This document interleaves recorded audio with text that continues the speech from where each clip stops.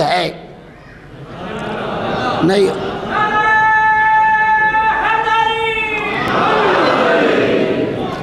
کیا یہاں سے خالق نظر نہیں آتا؟ کیا یہاں سے خالق پہچان میں نہیں آتا؟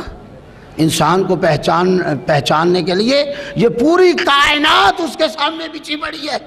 توحید نظر آتی ہے، خدا نظر آتا ہے، لیکن اسی معاملے میں نہ کہ جس معاملے میں تو کہتا ہے کہ خدا کا وجود ہمارے سامنے، نہ مخلوق کو دیکھو خالق کو پہچان جاؤ. یہ ایک آپ کے پاس راستہ اللہ نے دیا ہے. یہ راستہ علماء نے پیش کیا، وکلاء نے پیش کیا، ائمہ نے اس راستے کی. یہ انسان آج آپ دیکھیں، یہ اس آنکھ کے اندر ایک مسور کے دال جتنا ایک دانہ ہے. یہ کہاں سے اس انسان نے لیا ہے؟ اس دانے کا کمال کتنا ہے کہ یہاں بیٹھے آپ آسمان کی طرف نگاہ اٹھائیے، منٹوں میں نہیں سیکنڈوں میں آپ ان ستاروں کو دیکھ رہے ہیں جو آپ کے ہزاروں سالوں کی مسافت میں موجود ہیں. کیا یہ خدا کو پہچاننے کے لیے کافی نہیں ہے؟ کیا یہ خدا کو جاننے کے لیے کافی نہیں ہے؟ ایک مسور کے جانے کے لیے ہر لحاظ سے میرے محترم خدا نظر آتا ہے، لیکن وہ نظر آنے کے لیے یہی ہے کہ خدا کی معرفت کے حوالے سے، خدا کے ادراک کے حوالے سے.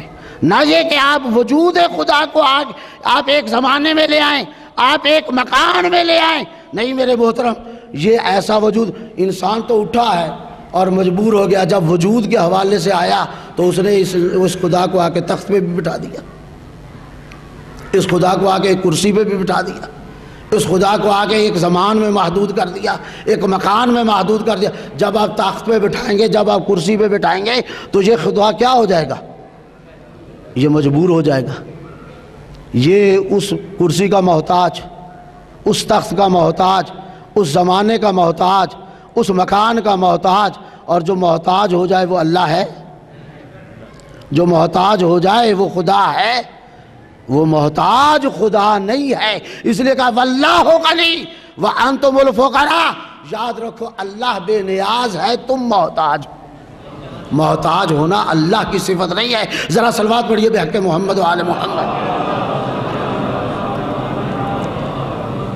محتاج ہونا اللہ کی صفت نہیں ہے. انسان مخلوق محتاج ہے، بے عنوان مخلوق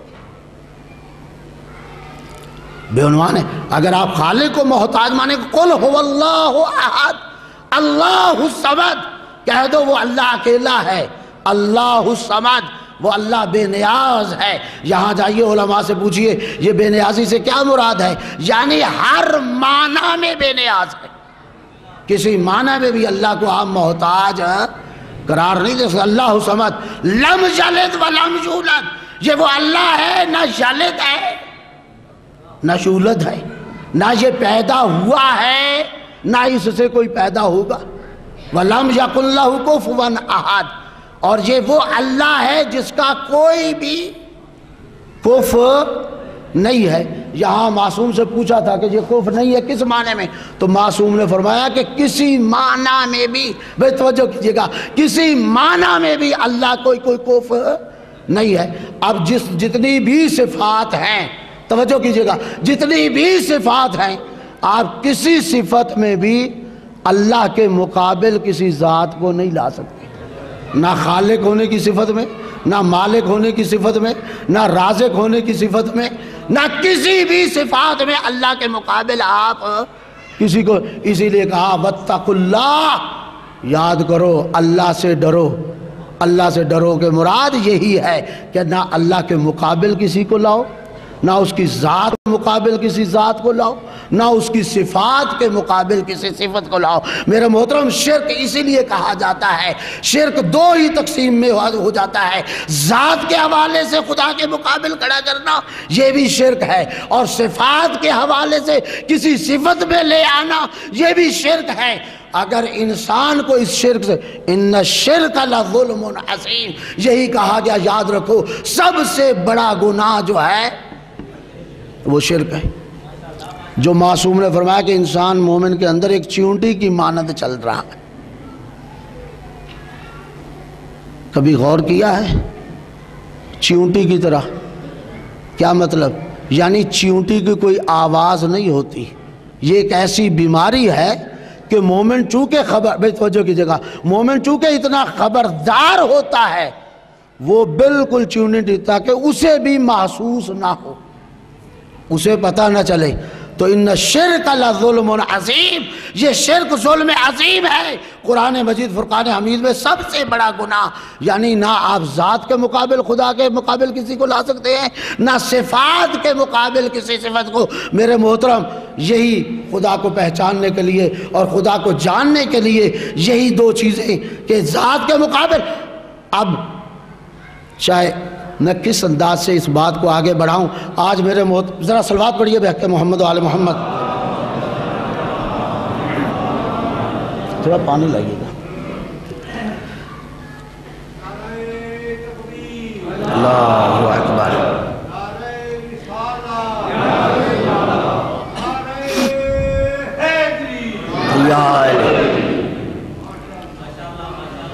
آج جو سب سے بڑی مصیبت یہی ہے، توحید،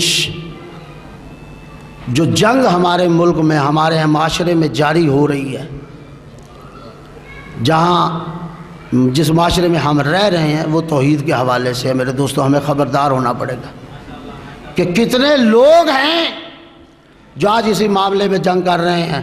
رب کے معنی میں مختلف معانی لا رہے ہیں، خالق کے معنی میں مختلف معانی پیش کر رہے ہیں۔ جس مذہب اور جس مکتب کا ترہ امتیاز توحید تھا، آج اسی مذہب اور اسی مکتب پر خود توحید کے حوالے سے حملے۔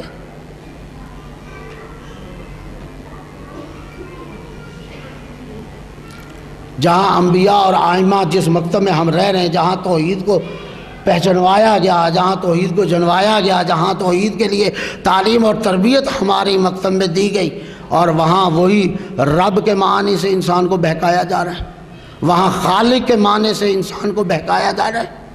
کیا خالق کا معنی یہی ہے جو پیش کیا جا رہا ہے، یا رب کا معنی یہی ہے جو پیش کیا جا رہا ہے؟ شاید آپ متوجہ نہیں ہو رہے جدھر میں جانا چاہ رہا ہوں۔ کیا رب کے معنی یہی ہیں جدھر جو ہمیں دیے جا رہے ہیں، یا خالق کے معنی یہی ہیں جو ہمیں دیے جا رہے ہیں؟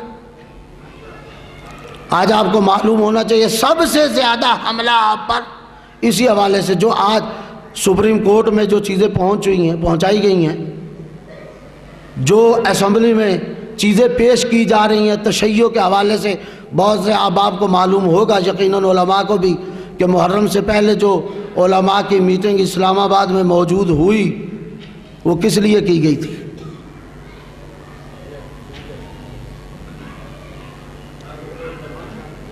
اسی حوالے سے وہاں جو سی ڈیز پیش کی گئیں، وہاں جو کیسٹ پیش کی گئیں، وہاں جو بینر پیش کیے گئے، وہاں جو چیزیں دکھائی گئیں، تاکہ کیا ہے، تشیع کو یہ ثابت کیا جائے کہ یہ مشرک ہیں، تشیع کے لیے ثابت کیا جائے کہ یہ کافر ہیں۔ سپریم کورٹ میں رٹ دائر کی جا رہی، کس لیے؟ کہ یہ کافر ہیں، یہ ثبوت ان کے سامنے۔ صلوات پڑھیے بحق محمد و آل محمد۔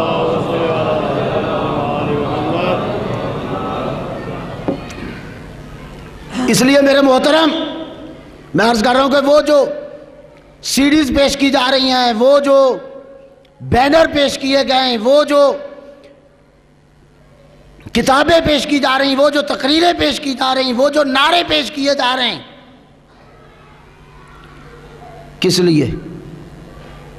تاکہ یہ تشیع پہ یہ ثابت کیا جائے کہ یہ شرک، یہ کون، کن کی یہ چیزیں ہیں۔ کیا ہمارا اللہ ایسا ہی ہے؟ کیا ہمارا خالق ایسا ہی ہے؟ کیا ہمارا مالک ایسا ہی ہے؟ کیا ہم 14 کو خالق مانتے ہیں؟ کیا ہم 5 کو خالق مانتے ہیں؟ کیا 14 کو مالک مانتے ہیں؟ کیا 14 کو رازق مانتے ہیں؟ کیا 5 کو رازق مانتے ہیں؟ میرے محترم، میں نے پچھلے سال گزارش کی تھی، شاید بعض احباب کو یاد ہو، کہ عیسائی بگڑا، زیادہ سے زیادہ بگڑا توحید کے حوالے سے، تو وہ تثلیث پہ چلا گیا۔ آج وہ تثلیث کا قائل ہے، اور اگر آج ہمارے افراد بگڑ رہے ہیں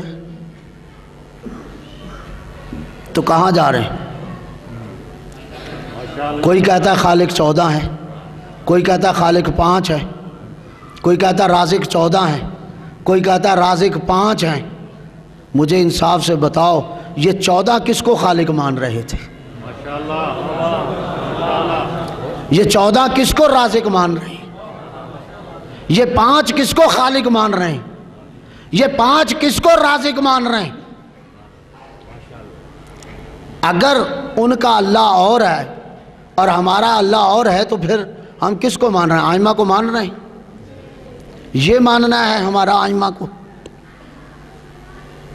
جو ہم آئمہ کو تسلیم کر رہے ہیں، اگر امام تسلیم کر رہے ہیں تو پھر امام، میرے توجہ ہے میری طرف، اگر ہم امام مان رہے ہیں تو میں کہا کرتا ہوں میرے محترم، جہاں ذات کو مانتے وہاں بات کو مانیں۔ آئمہ کو مان رہے ہیں تو آئمہ کی بات کو تسلیم کریں۔ آئمہ کسے خدا مانتے ہیں؟ آئمہ کسے خالق مانتے ہیں؟ آئمہ کسے رازق مانتے ہیں؟